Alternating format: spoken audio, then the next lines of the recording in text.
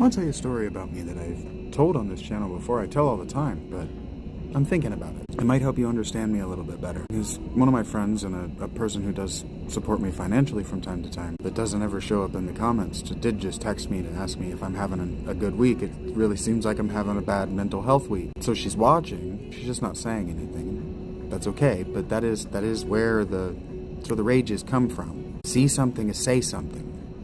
I am practice. I'm here for you to practice with. I was listening to Neebs from Neebs Gaming today. They did a podcast yesterday, and I was listening to the podcast today. So I was listening to him today talk last week about how he wants to have a tutor that he can just go get drinks with and practice Spanish. And Apsro goes, well, what you want is a multilingual friend. And Neebs goes, well, no, I want somebody who, like a mom, is going to be able to nurture me through learning the language. And what that means is that he doesn't actually want a friend who's going to kind of treat him like a peer and an equal when he makes mistakes. He does want someone to be subservient to him. And what I'm telling you is that I'm offering you the service that Apsro suggested that he look for. And I'm going to tell you a story about a time in my life that I did something very similar. And where it comes from, that I very much thrive on the surprise notification that someone has given me money. So Captain Joe, love you so much, man. Thank you so much. If it seems like I'm taking shots at you and trying to undermine our relationship because I would like us to have a friendship into the future, understand that what I'm doing is testing you to practice being a better kind of person. That maybe I sense a deficiency in how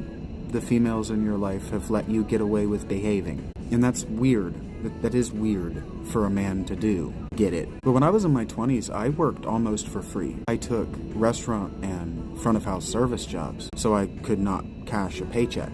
You gotta remember, I survived the 2008 market crash as a 21-year-old man who had already been an independent person paying rent as an adult for 3, maybe 4 years by the end of 2008. And so in 2009, 2010, around that area, up until about 2012, what I did is, even after, until 2015, even when I moved to, so until I had from 2008 until the last time I had a job was in 2020, I intentionally took less money than I was worth, so the company I worked with could A, hire more people, and B, I had another reason. The reciprocality of my nature, for sure. But I thrive on the tips. I thrived on the voluntary nature of my pay as a server. Thrived is the right word. Because as a server, first of all, it only takes one trip to know whether a person is going to tip you adequately when they return. So I just didn't give good service or even make much of an effort for people that came a second time and didn't tip me. So they just didn't sit in my section. But I'll tell you, I made nearly 40%. I averaged 30.